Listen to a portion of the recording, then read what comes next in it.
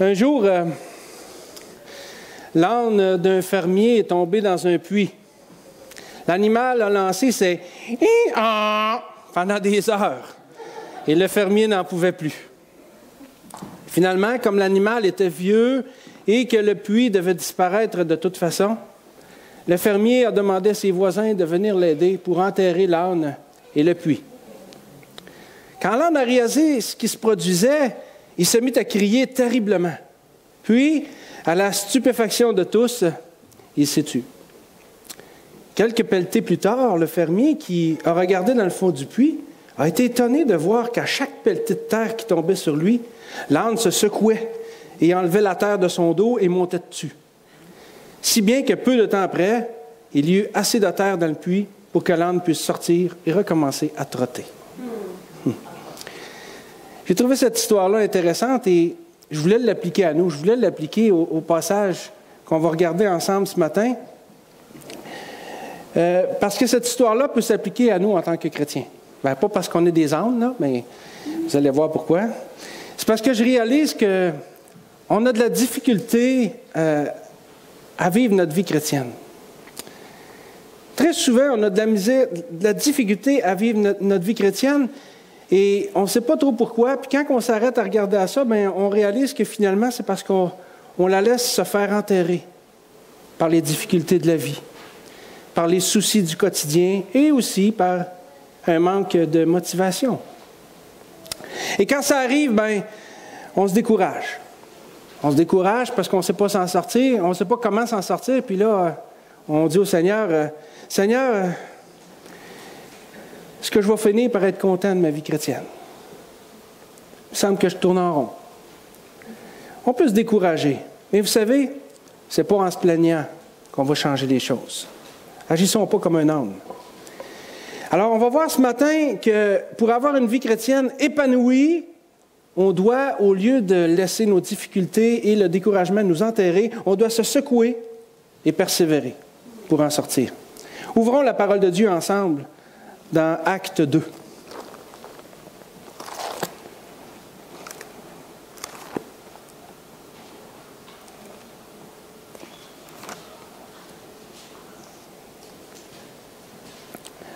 Le livre des Actes, chapitre 2.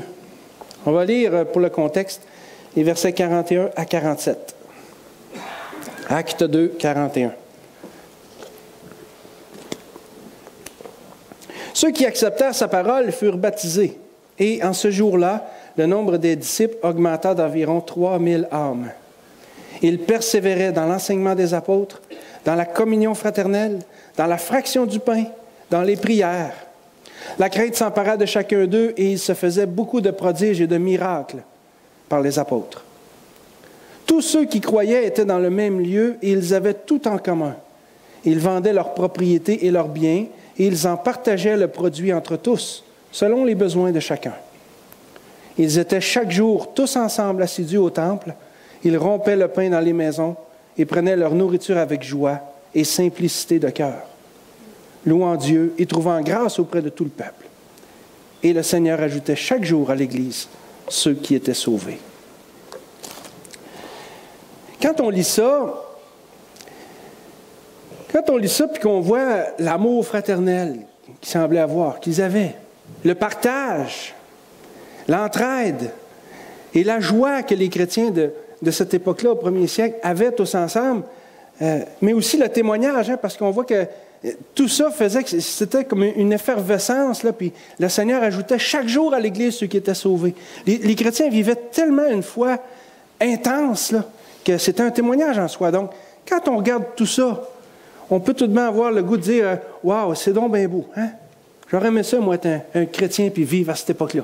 Vivre ma foi à cette époque-là, n'est-ce pas? » Mais détrompez-vous. Détrompez-vous. Parce qu'au 1er siècle, là, c'était pas mieux qu'aujourd'hui pour vivre sa foi.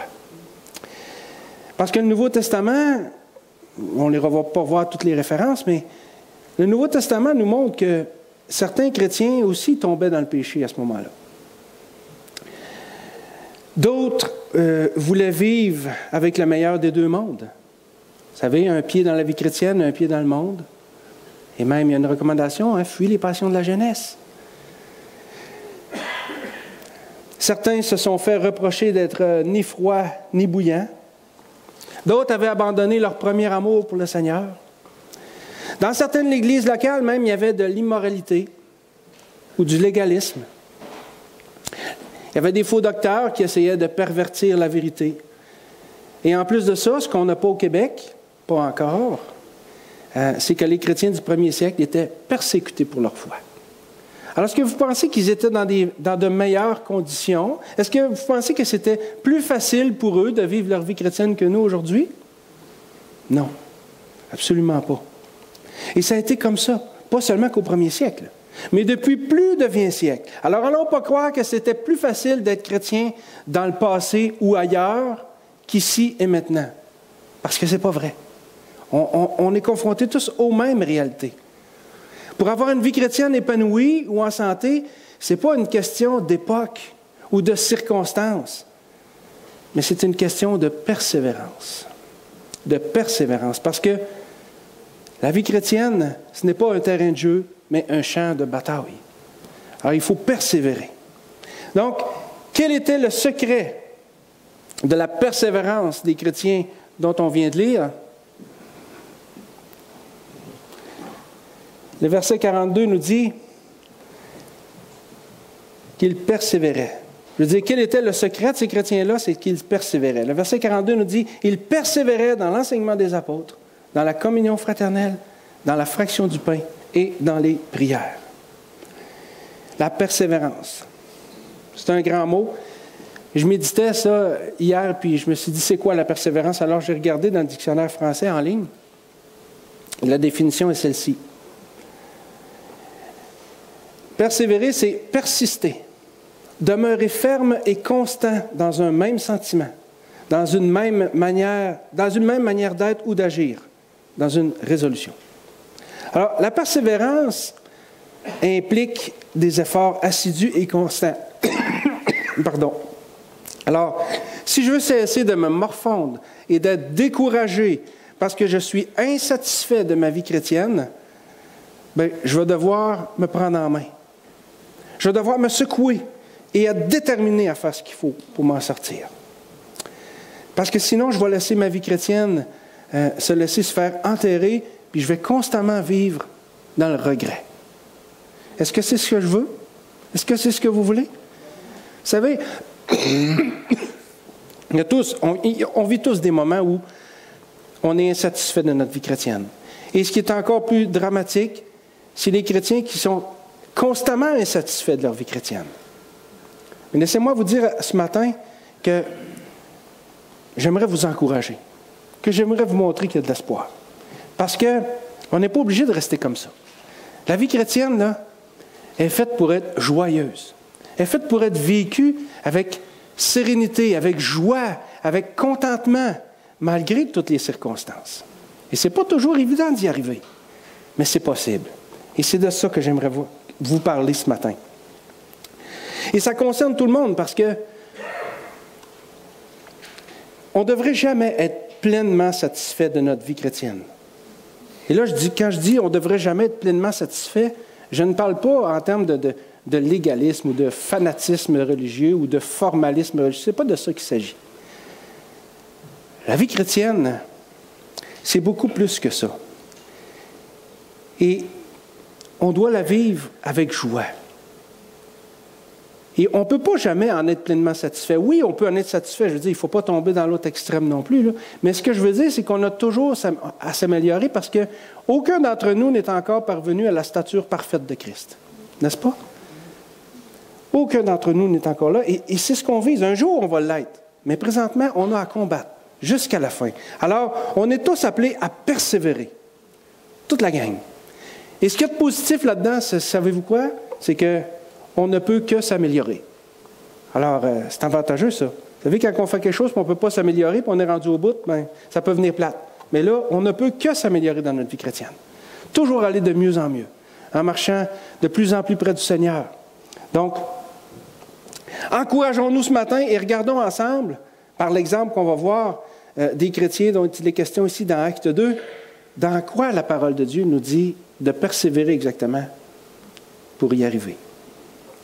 Alors, c'est mon deuxième point, il persévérait dans l'enseignement des apôtres. Le verset 42 nous dit, il persévérait dans l'enseignement des apôtres. L'enseignement des apôtres, c'est quoi? C'est la parole de Dieu. C'est la parole de Dieu qui était enseignée oralement tout d'abord et qui a été mise par écrite par la suite, par des hommes qui ont été inspirés par le Saint-Esprit pour le faire. Et c'est dans cet enseignement-là qu'on doit persévérer et dans aucun autre. Parce que c'est par la parole de Dieu qu'on va apprendre des choses sur Dieu. Évidemment, on vit aussi des expériences personnelles dans notre marche avec le Seigneur et on apprend de ça aussi. Mais ce qu'on apprend dans nos expériences personnelles avec le Seigneur est déjà pleinement en accord avec la parole de Dieu. Alors, tout se rapporte à la parole de Dieu. Alors, il faut faire attention à ceux qui prétendent avoir des révélations spéciales, extra-bibliques, c'est-à-dire en dehors de la Bible. Parce que ces révélations-là sont souvent mises au même niveau que la Bible, et parfois même au-dessus de la Bible. Et ça, c'est grave. Vous savez, la révélation de Dieu, là, elle est complète. Et elle se trouve entre les deux couverts de la Bible, et pas ailleurs. Et bien qu'elle soit complète, la parole de Dieu est en même temps infinie. Il y avait quelqu'un qui était déjà venu chez nous, à un moment donné, qui faisait du porte-à-porte pour parler de sa religion, puis il me dit à moi, j'ai plus rien à apprendre sur la Bible. Ça fait 30 ans que je la lis, je connais tout ce qu'il y a à savoir sur la Bible. OK. Tant qu'à moi, il venait de démontrer son ignorance. Oui, la parole de Dieu, elle est complète. Elle est entre les deux couverts de la Bible. Mais en même temps, elle est totalement infinie. On ne pourra jamais toute la saisir dans toute sa portée, dans sa longueur, dans sa largeur.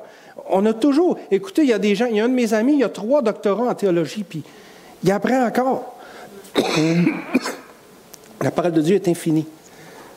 Et nous, on ne peut pas toute la comprendre. Alors pourquoi y rajouter quelque chose? Je veux dire, on a déjà assez de misère à assimiler et à comprendre ce qu'on a là, sans être obligé d'en rajouter en plus. Elle est complète. Restons dans l'enseignement des apôtres. C'est dans ça qu'il faut persévérer pour avoir une vie chrétienne en santé. Parce que sinon, on va déraper. La parole de Dieu et rien d'autre. L'enseignement des apôtres. Vous voyez, dans le texte, il n'est pas dit qu'il persévérait dans l'enseignement des apôtres et dans l'enseignement d'un tel ou d'une autre. Non, dans l'enseignement des apôtres. Pourquoi? Parce que les apôtres enseignaient ce que Jésus lui-même leur avait appris. La parole de Dieu, inspirée. Ils l'ont mis par écrit. Ils se servaient aussi de l'Ancien Testament, les apôtres, parce que l'Ancien Testament aussi est la parole de Dieu. Mais ils ne sortaient pas du cadre de ça. Alors, on n'a pas besoin d'ajouter quoi que ce soit. L'enseignement des apôtres était l'un des piliers sur lesquels les croyants du premier siècle s'appuyaient pour grandir et atteindre la maturité spirituelle. Et c'est encore ce même enseignement-là que nous avons aujourd'hui, dans lequel on doit persévérer pour grandir. Parce que la parole de Dieu, elle est complète. Elle n'a pas changé et que c'est par elle que nous vient la connaissance de Dieu. La théologie, c'est l'étude de Dieu, la connaissance de Dieu. Et sans la Bible, on ne peut pas connaître Dieu. Oui, on peut avoir certaines expériences personnelles avec le Seigneur, mais je veux dire, c'est par la parole qui se révèle. C'est par le Fils que Dieu s'est révélé aux hommes. Et la Bible nous dit elle-même que le Fils, c'est la parole de Dieu. La parole de Dieu, c'est le Fils. Pourquoi aller ailleurs? Et souvent, on va voir, il y a des gens on dirait qui essayent d'avoir des... moi, je viens d'avoir une révélation spéciale, là. Je viens de découvrir telle affaire. C'est quoi? C'est parce que là, Dieu, depuis 2000 ans, il avait mis ça de côté, il l'avait oublié. C'est quoi, là? Ça ne marche pas, l'affaire. Dieu nous a donné sa révélation. Il n'y a pas de nouvelle révélation à avoir. Il n'y en a pas. Il y a combien de... On en connaît des religions, des sectes, on ne les nommera pas, mais ils ont la Bible, puis ils ont des petites revues à côté, ou ils ont un autre livre à côté, et là, ils ne passent pas par la Bible, ils passent par ce qui est à côté pour faire comprendre la Bible. Ça, c'est un bon moyen de se faire avoir. La parole de Dieu, là, elle a été donnée aux croyants, et elle est toute suffisante. Toute suffisante. On n'a pas besoin de rien y ajouter, de rien y enlever. D'ailleurs, malheur à celui qui va le faire. Hein? Le Seigneur l'a dit lui-même. Alors, l'enseignement des apôtres, c'est-à-dire la parole de Dieu que le Seigneur a préservée au fil des siècles, au fil des millénaires pour qu'elle arrive jusqu'à aujourd'hui, c'est la révélation écrite par laquelle Dieu veut qu'on apprenne à le connaître. Et il n'y en a pas d'autre. Il n'y en a pas d'autre. Et si quelqu'un vous arrive avec une révélation spéciale, bien, si vous voulez savoir si ça vient de Dieu, c'est parce que c'est déjà en accord avec la Bible. Ça se peut là, que Dieu parle à quelqu'un, puis quelqu'un vous envoie, puis il y a quelque chose à cœur, puis il vous parle, mais ce n'est pas quelque chose de nouveau, que hey, c'est du jamais vu en 2000 ans, ça là. Non, rayez ça. C'est déjà en accord avec la parole de Dieu. On ne doit pas aller au-delà de ce qui est écrit. Alors, faisons attention à ceux qui prétendent avoir des révélations extra-bibliques. Autre chose, soyons conscients aussi que l'erreur se nourrit de la vérité.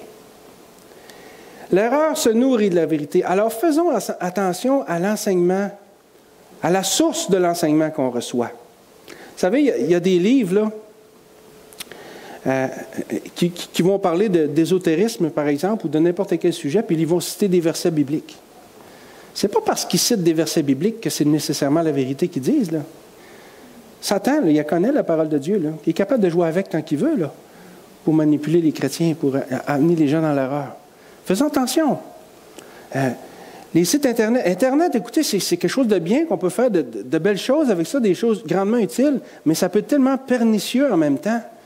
Parce que sur Internet, n'importe qui peut mettre n'importe quoi. Alors, ce n'est pas parce que vous voyez quelque chose sur un site Internet que c'est nécessairement la vérité. Attention. Je connais plus d'un chrétien qui ont bien commencé, mais qui, à force de se nourrir de ce que j'appelle ce junk food spirituel-là, donc de la malbouffe spirituelle, se sont mis à douter de la vérité. À douter. C'est la même tactique que Satan dans le Jardin d'Éden. Dieu, as-tu vraiment dit ça? Dieu, as-tu vraiment dit, vous mangerez pas? C'est le doute. Et là, Internet dit, mais là, la Bible, puis là, ça commence tranquillement, puis ça sème le doute. Puis le doute, là, ça a des racines qui s'étendent partout, dans notre âme, dans notre cœur, dans notre conscience. Attention. Il y a des bonnes choses sur Internet, mais tout n'est pas bon sur Internet. Et c'est pas parce que c'est marqué Bible, Jésus, Dieu, Alléluia, Amen, que c'est nécessairement bon, là. Laissez-vous pas avoir avec ça. Ça prend du discernement. Informez-vous autour, à ceux qui... Vous pensez qu'ils peuvent vous aider à dire, hey, tel site, par exemple, ou tel... Et même encore, même sur les sites qui sont reconnus corrects, ayez votre discernement. Mettez jamais votre cerveau à off. Gardez votre discernement.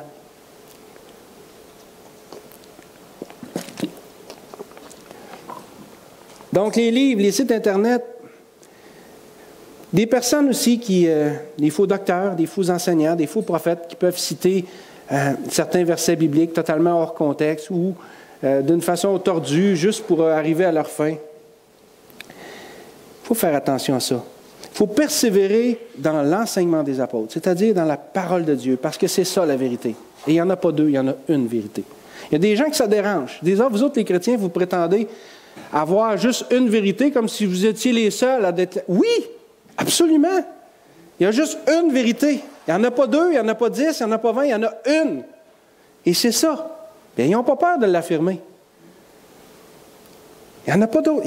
C'est ça la vérité. Et l'attitude qu'on doit adopter pour éviter de se faire avoir spirituellement, c'est justement d'ouvrir notre Bible. Je me souviens, au début de ma vie chrétienne, un de mes amis me disait, un jour, j'ai demandé à un prédicateur qui connaissait, qu'est-ce que je devrais conseiller aux nouveaux chrétiens?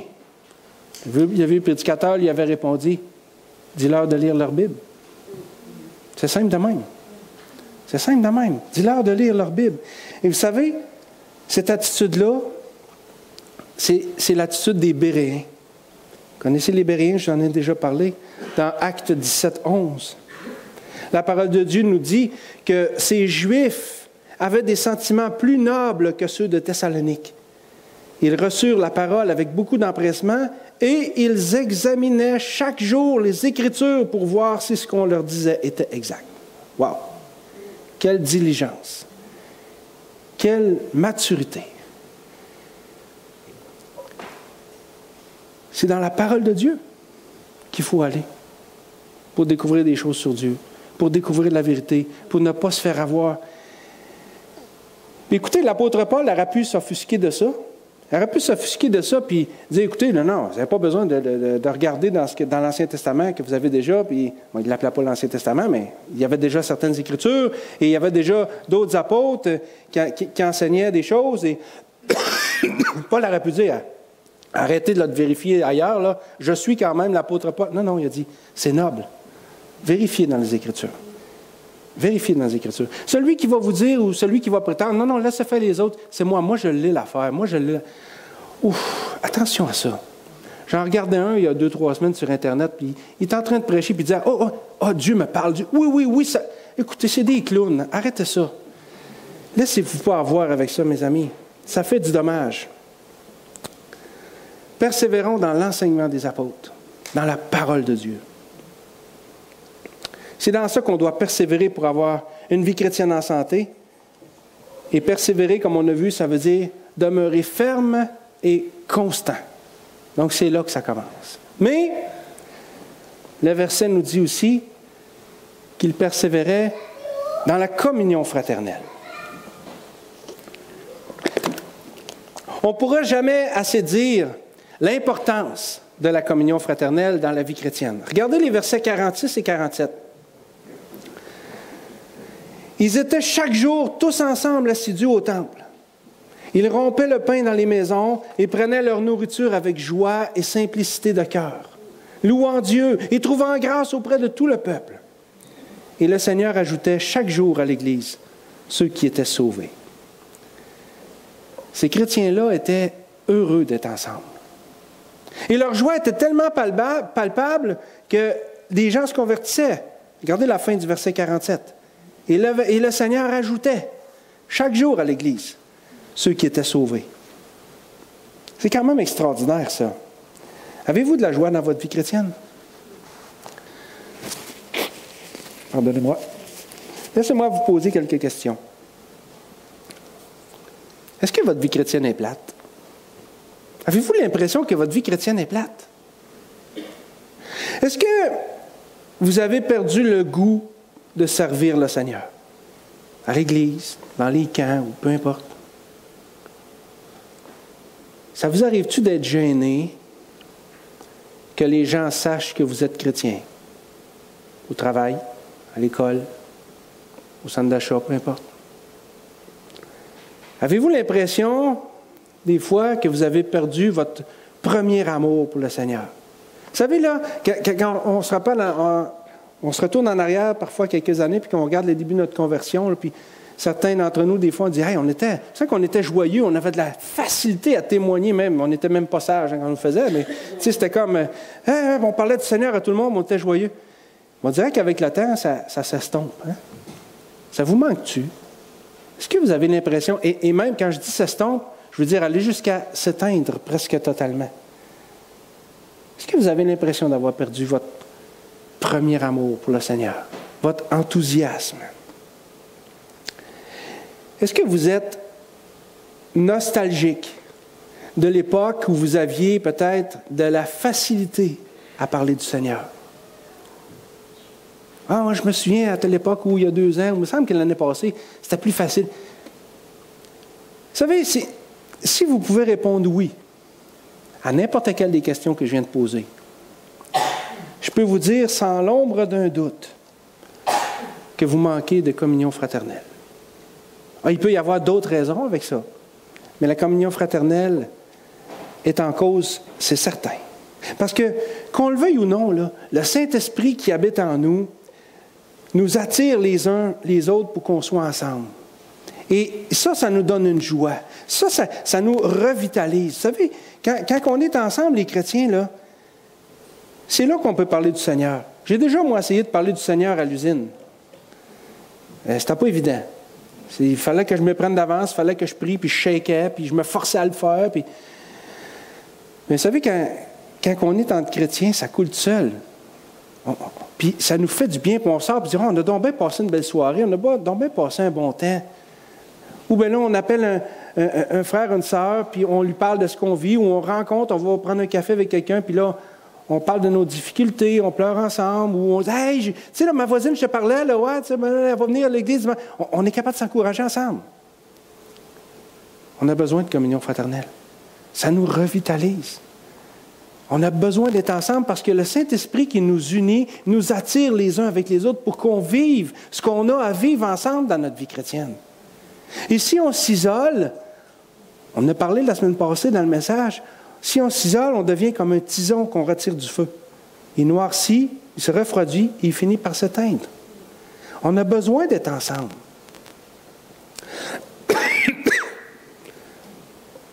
Quand la communion fraternelle fait défaut, toute notre vie chrétienne s'en ressent. C'est pour ça qu'il faut persévérer là-dedans. C'est pour ça qu'il faut persévérer. Regardez ce qu'a écrit le psalmiste. Le roi David, dans le psaume 133, nous dit « Voici, ô qu'il est doux, qu'il est agréable, qu'il est doux pour des frères de demeurer ensemble. C'est comme l'huile précieuse qui, répandue sur la tête, descend sur la barbe d'Aaron, qui descend sur le bord de ses vêtements. C'est comme la rosée de l'Hermon, qui descend sur les montagnes de Sion. Car c'est là que l'Éternel envoie la bénédiction, la vie pour l'éternité. » Le roi David, ici, dans ce psaume, fait ressortir la joie, la douceur de la communion fraternelle. Et il parle de l'onction aussi. Quand il parle de l'huile là, qui coule sur la tête, sur la barbe d'Aaron, sur son vêtement, l'huile, c'est un symbole du Saint-Esprit, de l'onction dans les Écritures. Alors, Dieu, à travers David, nous rappelle qu'on a besoin d'être ensemble, que cette onction-là est importante. La joie que ça nous procure d'être entre frères, les bénédictions aussi que ça donne, mais la vie, la vraie vie qui découle de la communion fraternelle. Car c'est là que l'Éternel envoie la bénédiction, la vie pour l'éternité. Une vie chrétienne sans communion fraternelle, c'est une vie chrétienne qui va inévitablement à la dérive. On a besoin d'être ensemble. On en a besoin. Jésus est mort pour faire de nous un seul corps. Dans Jean 11, 51-52, il est écrit que Jésus est mort pour réunir en un seul corps les enfants de Dieu dispersés.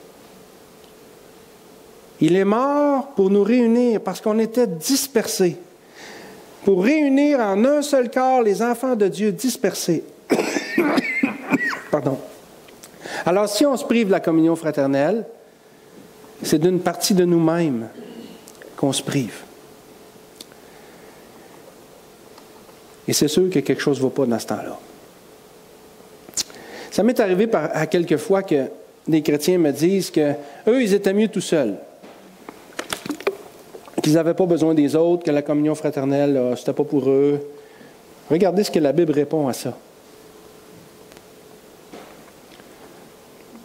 Celui qui se tient à l'écart cherche ce qui lui plaît.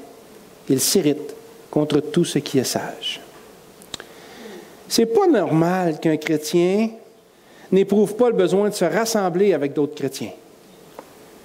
Moi, je commencerais par questionner, voir s'il est vraiment chrétien, parce que le Saint-Esprit qui est en lui, obligatoirement, va l'attirer vers d'autres chrétiens. Mais s'il n'a pas le goût, c'est qu'il y a quelque chose qui... Peut-être c'est à la base de salut qu'il faudrait sonder. Mais mettons qu'un chrétien appartient vraiment au Seigneur et qui dit qu'il n'a pas le goût d'avoir de communion fraternelle, bien, il y a juste deux raisons à ça. En tout cas, j'en vois juste deux. Ça peut être une blessure. Vous savez, il y a des blessures qui font mal des fois et qui peuvent nous refroidir. Ou il y a le péché. Un péché dans notre vie qui fait qu'on ne veut pas avoir de la communion fraternelle parce qu'on se sent mal, puis on sait qu'on va se faire juger, critiquer, etc. Donc, une blessure et le péché. Mais, dans les deux cas, c'est au trône de la grâce que les choses peuvent s'arranger. Parce que si c'est une blessure qui vous coupe de la communion fraternelle, tombez sur vos genoux et trouvez en Jésus-Christ la force de pardonner ou le courage de demander pardon. Et ça va faire une différence. Et si c'est à cause du péché que vous êtes privé de la communion fraternelle, regardez ce que la Bible dit. si nous confessons nos péchés, il est fidèle et juste pour nous les pardonner et pour nous purifier de toute iniquité.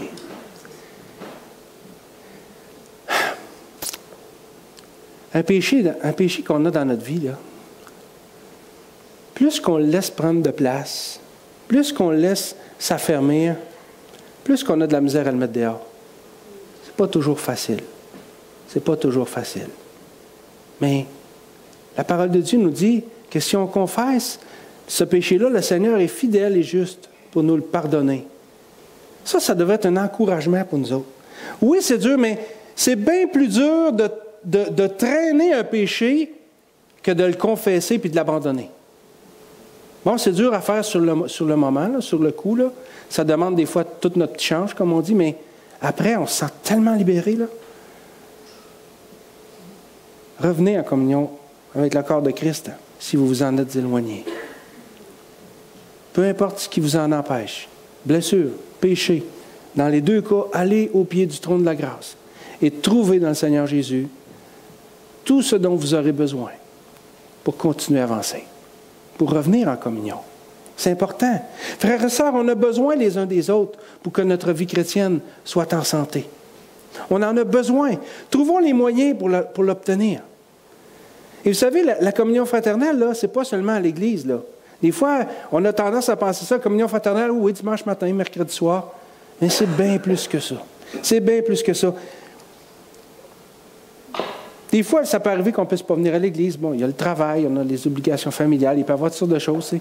Puis, il y a des temps aussi dans notre vie où c'est plus difficile à cause des études, où il y a des périodes dans le travail. Ça peut être mille raisons. Mais je pense qu'on devrait quand même se trouver du temps pour investir dans la communion fraternelle. Parce que quand on investit dans la communion fraternelle, c'est dans notre vie chrétienne qu'on investit.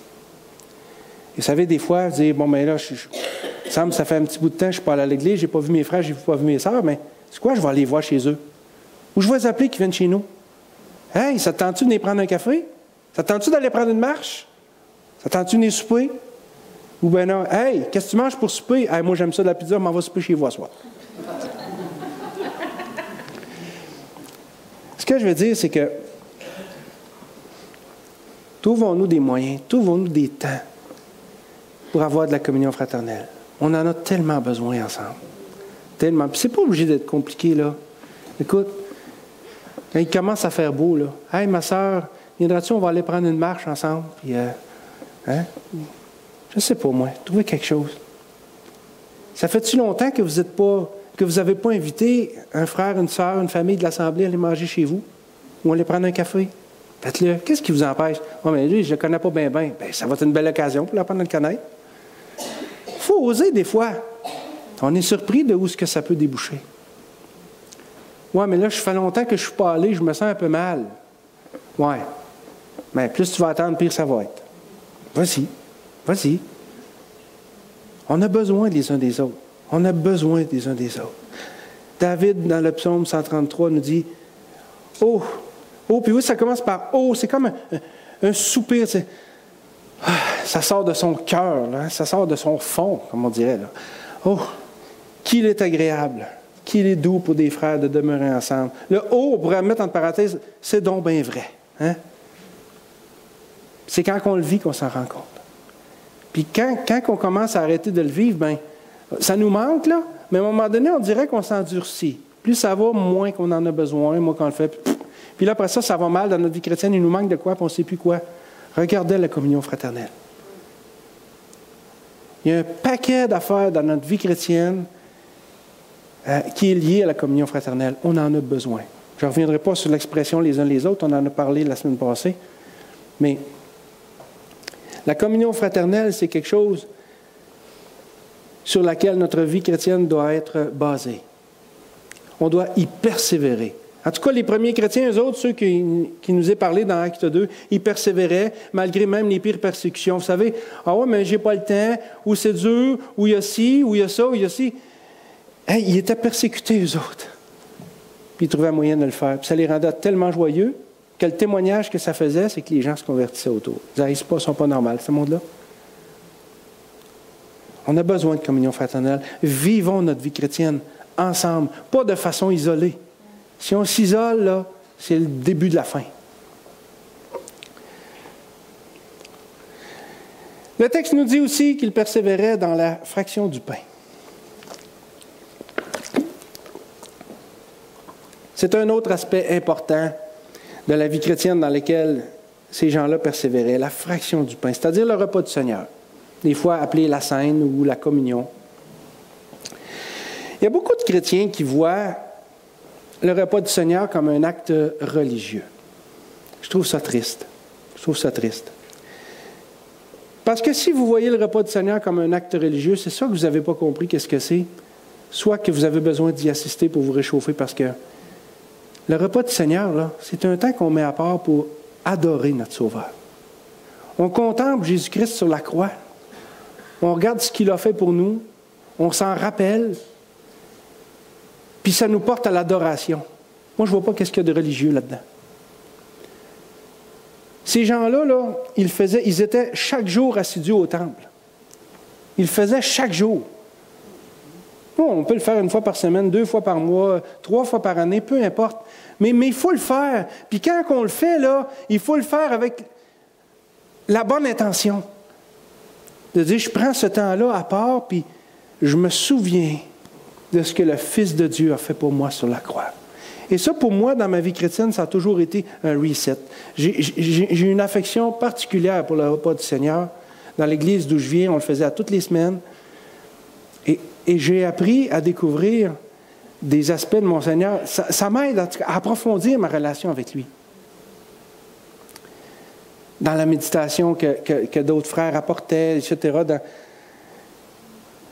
À chaque fois que je regarde à la croix et que je regarde Jésus, là, je suis obligé de me tomber sur mes genoux puis de resetter ma vie chrétienne. Puis même avant de prendre les emblèmes, je vais confesser mon péché, je vais confesser le Seigneur, puis là, je suis obligé de me ramener. Puis il me semble que ça me redonne un boost pour repartir. En tout cas, si vous n'y croyez pas, les premiers croyants y croyaient eux autres. Ils le faisaient chaque jour. Ça ne veut pas dire qu'on doit le faire chaque jour, mais on doit avoir au moins cette attitude-là en nous chaque jour. De remercier le Seigneur pour le salut qu'il nous a accordé. De se souvenir de ce qu'il a dû endurer pour qu'on soit sauvé. L'œuvre de Christ à la croix, c'est quelque chose d'important dans notre vie chrétienne. Parce que la croix, c'est ce qui nous fait rentrer au ciel. Si on ne passe pas par le sang de Christ à la croix, on ne peut pas rentrer au ciel. C'est quelque chose d'important. Les premiers chrétiens avaient compris ça et ils persévéraient dans la fraction du pain. Vous savez, quand Jésus, dans la chambre haute, a donné à ses disciples l'ordre de répéter ce mémorial, parce qu'il y a 2 ordonnances du Seigneur, en fait, dans les Écritures, le baptême et le repas du Seigneur. Jésus a dit, faites ceci en mémoire de moi. Ce n'est pas une option. Là. Oui, si on le fait par religiosité, on manque peut-être un peu le but, mais toute une question d'attitude, toute une question de cœur. Jésus a donné ce mémorial-là pour 2 raisons. Premièrement, pour pas qu'on oublie comment on a été racheté. Pierre va nous dire qu'on n'a pas été racheté par de l'or ou de l'argent ou des choses périssables, mais par le sang précieux de Christ. Ça, il ne faut jamais l'oublier. Mais aussi pour qu'on se fortifie. Pour avoir d'autres raisons, là, pour célébrer le repas du Seigneur, mais juste le fait qu'on n'oublie pas, mais qu'on se fortifie dans notre foi. C'est extraordinaire qu'est-ce qui peut ressortir de là. Et tout ça dans la communion fraternelle. Quand on se remémore à l'occasion du sacrifice de Christ à la croix et tout ce que ça peut représenter, on ne peut qu'éprouver de l'adoration pour lui.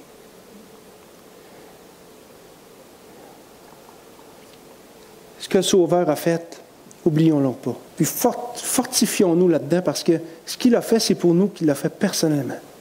Et il a fait de nous des fils et des filles du roi des rois, des héritiers du royaume de Dieu, des bénéficiaires des plus grandes promesses que l'univers a jamais entendues. C'est nous qui avons ça. Et c'est à la croix que tout ça a pris forme. Tout l'Ancien Testament pointait vers la croix. On a vu la semaine passée que c'était l'ombre des choses à venir. Mais c'était ça justement. Tout pointait vers la croix. Et nous, eux, ils regardaient en avant, nous, on regarde en arrière, mais tout pointe à la croix, et la croix doit être plantée bien au centre de notre vie chrétienne. Ça va nous aider à persévérer. quand ça va être difficile. Parce que ce que Jésus a fait à la croix, on ne doit pas l'oublier. Avant, nous étions des pécheurs perdus. Maintenant, nous sommes des pécheurs pardonnés. Ça, c'est pas rien. Ça, c'est pas rien.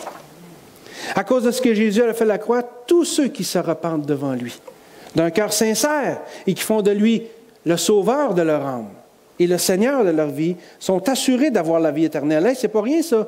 Combien de personnes angoissent parce qu'ils ne savent pas ce qui va arriver après la mort? Mais regardez ce que l'apôtre Jean nous dit, inspiré par le Saint-Esprit. « Je vous ai écrit ces choses afin que vous sachiez que vous avez la vie éternelle, vous qui croyez au nom du Fils de Dieu. » Wow! Êtes-vous de ceux-là? Avez-vous la certitude de la vie éternelle? Si vous ne l'avez pas, regardez ce que Dieu nous dit dans la Bible, dans un autre passage. « Tournez-vous vers moi et vous serez sauvés, vous qui êtes aux extrémités de la terre. Car je suis Dieu et il n'y en a point d'autre. » Wow! Il y en a juste un sauveur. Et ce sauveur-là a donné sa vie pour nous à la croix. Il vous offre la vie éternelle. Possédez-vous l'assurance de la vie éternelle? Parce que si vous ne l'avez pas, c'est juste que vous ne voulez pas l'avoir. Parce que Jean le dit, « Je vous ai écrit ces choses afin que vous sachiez que vous avez la vie éternelle. » Vous l'avez, elle est à votre portée, saisissez-la. Tout ce que vous avez à faire, c'est de placer votre confiance dans ce que Christ a fait à la croix. Et c'est ça qu'on se rappelle au repas du Seigneur. Et c'est ça qui nous aide à persévérer dans la vie chrétienne. Et c'est ça qui nous donne une dimension plus profonde, je crois, de la vie chrétienne. Si vous n'avez pas accepté Jésus-Christ comme votre sauveur, acceptez-le. Acceptez-le. Cessez de vous battre. Cessez. Peut-être que vous vous battez avec vous-même. Peut-être que vous avez toutes sortes de peurs, toutes sortes de craintes. Abandonnez ça au pied de la croix. Abandonnez ça à la croix. Peut-être que vous pensez que vous avez trop fait de mal, que vous ne pouvez pas être pardonné. C'est à Dieu que vous avez affaire, mes amis. Si Dieu dit que vous pouvez être pardonné, c'est que vous pouvez être pardonné. Doutez pas de sa parole. Essayez-le, vous allez voir. Mettez vos péchés au pied de la croix. Votre vie. Donnez-lui votre vie. Laissez-le vous sauver. Laissez-le faire de vous ce que vous méritez d'être. Bien, vous ne le méritez pas, mais il vous fait la grâce de vous le donner. Alors, saisissez cette grâce-là. Saisissez-la. Jésus a versé son sang pour vous. Il n'y a pas de prix plus précieux qui aurait pu être payé dans toute l'histoire du temps, de l'univers. Le Fils de Dieu qui verse son sang pour les pécheurs. Imaginez, vous allez arriver devant Dieu au jugement dernier, vous dites, « Oui, mais Seigneur, c'est parce que moi, c'est pas de même, je voulais te sauver ou je ne croyais pas. » Vous dites, « Écoute, je ne pouvais pas faire plus. » Mais tu l'as refusé. En plus, c'était gratuit. Acceptez-le. Si vous ne l'avez pas fait, acceptez-le. Faites de Jésus votre sauveur, puis vous allez voir que quand vous allez célébrer le repas du Seigneur, là, vous allez voir les choses différemment. Toute votre vie va être différente. Donnez votre vie à Jésus-Christ. Vous savez, de se rappeler d'où on vient, ça peut nous aider à avancer vers où on veut aller. Notre destination maintenant, c'est le ciel. Alors, un bon moyen de persévérer dans notre vie chrétienne, c'est de laisser le monde derrière et de marcher vers l'espérance qui nous est promise, en avant. Il y a un chant qui dit le monde derrière, la croix devant. Alors, marchons croix devant, droit devant. Allons vers le ciel. Marchons vers l'espérance qui est la nôtre. Marchons vers l'espérance qui est la nôtre. L'apôtre Jean nous dit en 1 Jean 3,2, « Bien-aimés, nous sommes maintenant enfants de Dieu, et ce que nous serons n'a pas encore été manifesté. Mais nous savons que lorsqu'il paraîtra, nous serons semblables à lui, parce que nous le verrons tel qu'il est. » Wow, c'est des paroles encourageantes, ça, dans 1 Jean 3,2. Et l'apôtre Paul dit en 1 Corinthiens 12,2, « Car toutes les fois que vous mangez ce pain et que vous buvez cette coupe, vous annoncez la mort du Seigneur jusqu'à ce qu'il vienne. » Le Seigneur revient. Savez-vous que le Seigneur revient? Le Seigneur revient. Et le Seigneur veut qu'on célèbre le repas du Seigneur jusqu'à ce qu'il vienne. Parce qu'il ne veut pas qu'on oublie d'où on vient et où est-ce qu'on s'en va. Et c'est pour ça qu'il faut persévérer dans la fraction du pain dans notre vie chrétienne. Parce que c'est important. Les premiers chrétiens avaient saisi ça et c'était pour eux quelque chose d'important. Ils persévéraient là-dedans et ça faisait toute la différence pour eux. Et le repas du Seigneur a été depuis plus de 20 siècles une grande source d'encouragement et de réconfort pour les croyants de toutes nationalités, de toutes les époques, du monde entier. Les croyants se sont fortifiés par ça. Ils ont trouvé le courage de persévérer devant les pires circonstances, devant même la mort, les persécutions. Et adorer le Seigneur pour ce qu'il a fait et s'encourager dans l'espérance de son retour, c'est quelque chose que nous sommes appelés à persévérer à faire, nous autres aussi. N'oublions pas d'où on vient et où on va, parce que ça va nous aider à persévérer. Et je crois que se remémorer ce que Christ a fait à la croix, c'est un bon moyen de ne jamais oublier d'où on vient et où on va, qui nous sommes maintenant en Jésus-Christ. Ce que nous sommes n'a pas encore été manifesté, mais on sait que ça va venir, parce que Dieu l'a promis. Dernier point. Il persévérait aussi dans les prières. La prière vient peut-être en dernier dans la liste, mais elle n'est pas moins importante pour autant. D'ailleurs, je crois même que c'est la prière qui soutient tout le reste. Tout le reste. C'est dur de prier.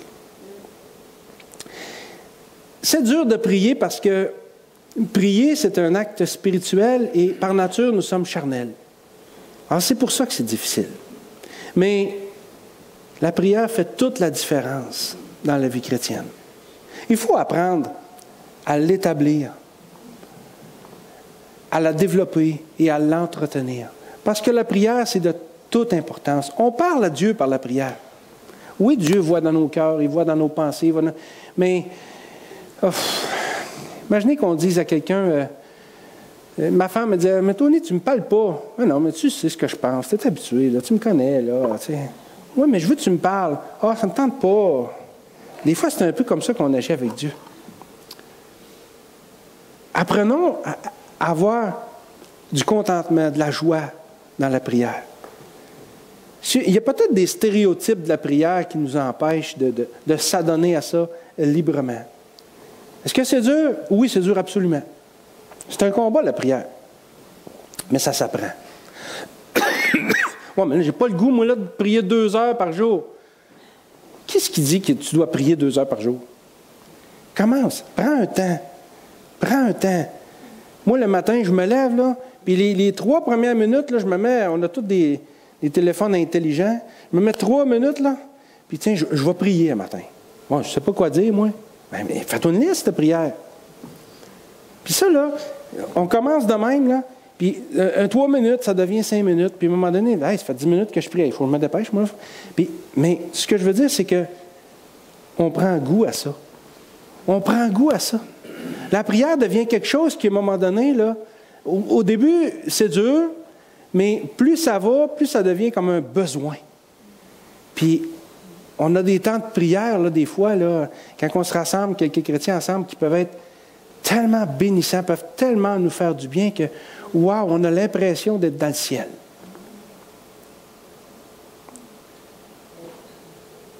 Ça s'apprend, la prière. Les apôtres ont dit au Seigneur, apprends-nous à prier. Ça s'apprend. Ça se découvre aussi. Prenons du temps parce que une vie chrétienne qui n'est pas basée sur la prière, c'est une vie chrétienne qui est menée charnellement, dans nos décisions, dans nos actions, dans nos pensées, dans nos paroles, dans n'importe quoi, même dans le ministère. Un pasteur qui ne prie pas va faire son ministère de façon charnelle, parce que la prière, toute œuvre spirituelle doit être soutenue par la prière. Apprenons à persévérer dans la prière. C'est important. C'est important. Et pour nous aider à prier, commençons par la voir non pas comme une corvée, mais comme un privilège. Ah, c'est dur, ça ne me tente pas de prier. C'est sûr qu'elle a vu de même, mais je me dis, ah ouais, j'ai un privilège un matin.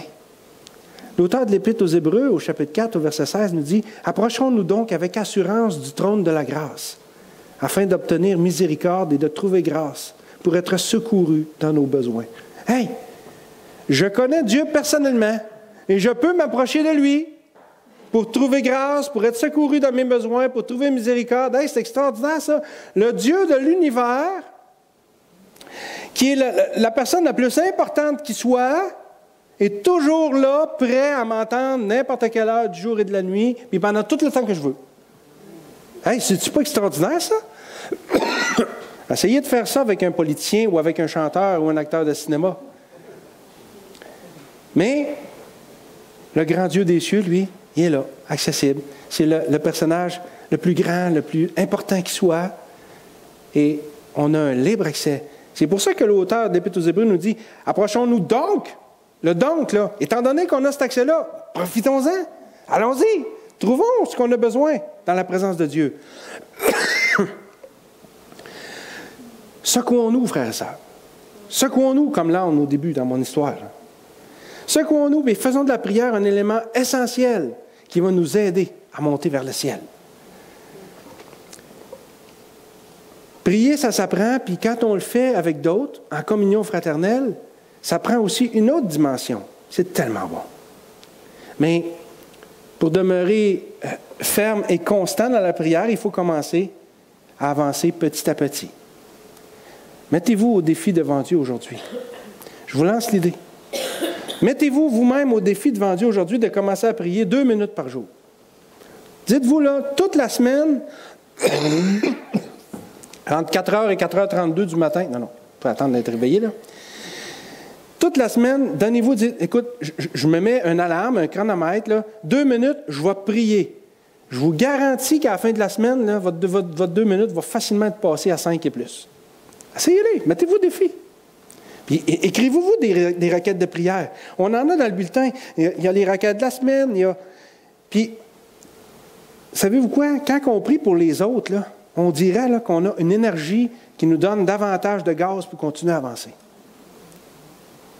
Demandez ce que vous voulez, pour vous-même, pour les autres. Mais essayez-le. Mettez-vous au défi. 2 minutes par jour. 2 minutes par jour pendant toute la semaine. Puis, vous me direz à la fin de la semaine si ça a fait une différence. Bref, la parole de Dieu, la communion fraternelle, la fraction du pain, les prières, ce sont les véritables éléments du progrès et de la sanctification. Et c'est dans ça que nous devons persévérer pour avoir une vie chrétienne épanouie et en santé, mes amis. Si notre âne avait regardé au fond du puits, il se serait laissé enterrer. Mais c'est vers le ciel qu'il regardait. Et il se secouait avec persévérance. Et il a réussi par sortir de là, par aller gambader dans des verts pâturages. C'est ce qu'on est appelé à faire, nous autres aussi. Laissons rien ni personne enterrer notre vie chrétienne, frères et sœurs. Secouons-nous et persévérons jusqu'au bout. Nourrissons-nous de la parole. Fortifions-nous dans la communion fraternelle. Édifions-nous dans le repas du Seigneur jusqu'à ce qu'il vienne. Et persévérons dans la prière. Et Dieu va se glorifier à travers ça. Et qui sait si Dieu n'ajoutera pas à son Église un grand nombre de personnes juste par le témoignage que notre vie chrétienne va avoir comme résultat parce que nous allons avoir persévéré dans ces choses. Secouons-nous et persévérons jusqu'à ce qu'on arrive au ciel. Prions. Seigneur Jésus, Seigneur grand Dieu, merci pour ta parole. Merci pour ce passage que je trouve encourageant. C'est un encouragement parce que tu nous montres, Seigneur, que par là que notre vie chrétienne peut être tellement quelque chose d'extraordinaire. Mais pour ça, il faut faire les bonnes choses. Il faut se nourrir au bon endroit. Seigneur Jésus, la parole qu'on a vue ce matin, bénis-la, écris-la dans nos cœurs et aide-nous à persévérer jusqu'à la fin. Amen. Merci, Tony. Merci, frères et sœurs. Que Dieu vous bénisse.